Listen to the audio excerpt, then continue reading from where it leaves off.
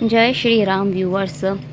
आज के वीडियो में श्री राम जी के और विश्वामित्र मुनि उन्हें आश्रम में कैसे लेके आए, आश्रम में जाकर उन्होंने क्या क्या किया, वह आज की वीडियो में बताया जाएगा।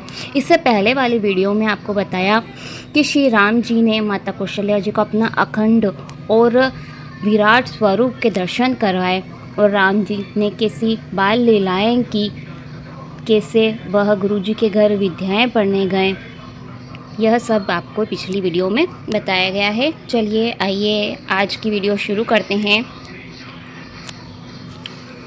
जो व्यापक अकल इच्छाहीन अजन्मा निर्गुण है, जिनके नाम और रूप नहीं है, वही भगवान भक्तों के लिए भांति भांति की अनोखी लीलाएं करते हैं। यह सब सुंदर चरित्र मैंने वर्णन किया। अब आगे की कथा मन लगाकर सुनो। ज्ञानी विश्वामित्र मुनि वन में अच्छा आश्रम जानकर रहते थे। वहाँ मुनिजन जप यज्ञ योग करते थे, किंतु मारीच और सुबाहु से डरते थे।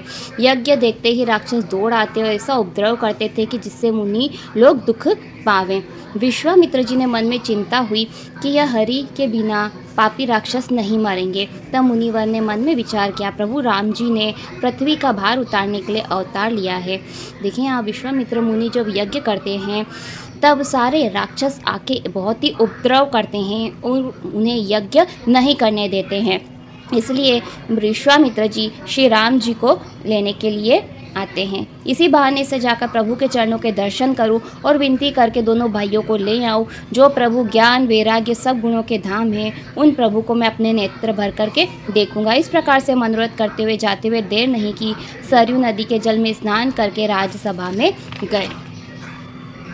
जब राजा ने मुनि का आना सुना तब ब्राह्मण मंडली का संग लेकर के मिलने गए। राजा ने मुनि को दंडवत करके आदरपूर्वक अपने आसन पर बिठाया, चरणों को धोकर भली भांति पूजा की, कहा कि आज मेरे समान धन्य दूसरा कोई नहीं है। फिर अनेकों प्रकार के भोजन करवाए। मुनि श्रेष्ठ ने हृदय में अत्यंत आनंद पाया। फिर चारों राजपुत्रों को बुला करके मुनि के चरणों पर प्रणाम करवाया। श्री राम जी को देख करके मुनि बहुत ही सुखी हुए। मुख की शोभा देखकर ऐसे मुग्न हो गए कि चकोर पूर्ण चंद्रमा को देख रहा हो। श्री राम जी को देखते ही रह गए विश्वामित्र मुनि जी। तब मन में प्रसन्न होकर राजा से वचन कहा कि हे मुनि, मुझे पर ऐसी कृपा तो आपने कभी नहीं की। आज किस कारण से आपका आगमन हुआ है, सो कहिए, उसे पूरा करने में देर नहीं लगाऊंगा। राजा कहते हैं कि हे मुनि, बतलाइए आपको क्या चाहिए। तो विश्वामित्र मुनि बोलते हैं कि राजन, राक्षस मुझे बड़े ही सताते हैं, इस कारण मैं तुमसे मांगने आया हूँ कि लक्ष्मण सही श्री राम जी को दीजिए।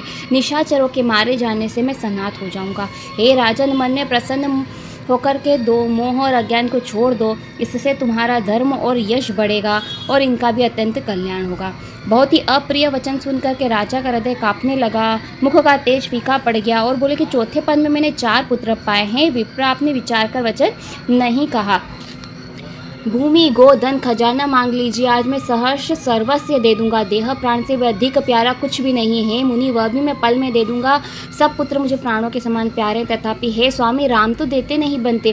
कहाँ बड़े भयंकर कठोर राक्षस और कहाँ मेरे सुकुमार बालक। देखिए राजन प्रेम के वश किस प्रकार से कहते हैं। राजा की प्रेम रस में बड़ी वाणी सुनकर ज्ञानी मुनि मन में बहुत आनंदित होते हैं। तब वशिष्ठ जी ने बहुत प्रकार से समझाया, जिससे राजा का सब संदेह दूर हो गया। जब वशिष्ठ मुनि ने राजन जी को समझाया तब उनका संदेह सारा दूर हो गया और बड़े आदर से दोनों पुत्रों को बुलाया, छाती से लगाकर बहुत प्रकार की शिक्षा दी और कहा कि हे नादियो, दोनों पुत्र मेरे प्राण हैं, अब आप ही इनके पिता हैं, दूसरा नहीं। राजा ने बहुत प्रकार से आशीर्वाद देकर दोनों पुत्रों को ऋषियों को सौंप दिया और प्रभु माता के महल में गए, चरणों में सिर नवा करके चले।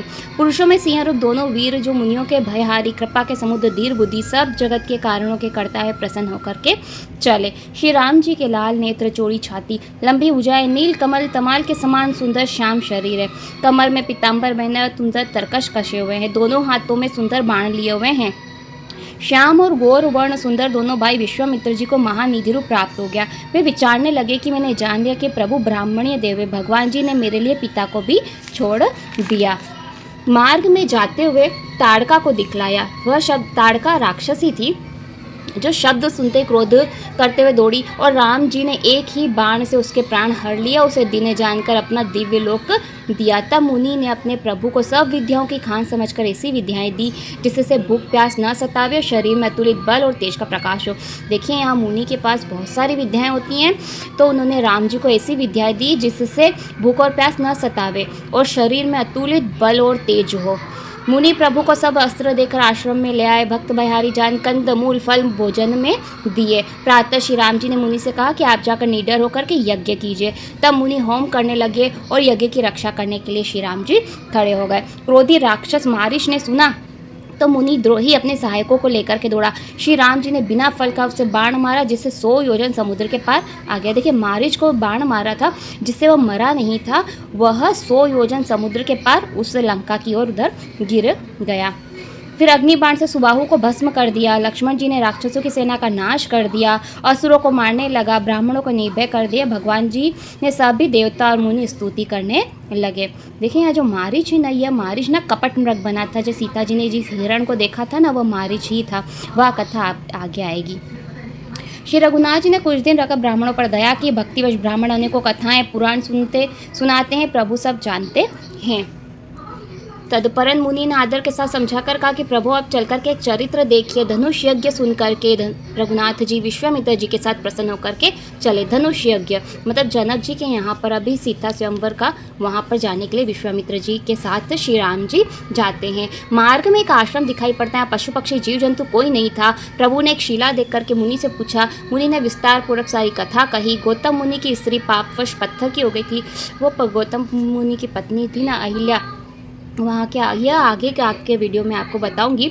आज की कथा यहाँ पर ही समाप्त करते हैं। अगर आपको मेरी यह वीडियो पसंद आई हो तो मेरे इस चैनल को सब्सक्राइब कर लीजिए, वीडियो को लाइक कीजिए और आगे शेयर ज़रूर कीजिएगा और मेरे साथ रामायण राम कथा में जुड़ जाइए। जय श्री राम।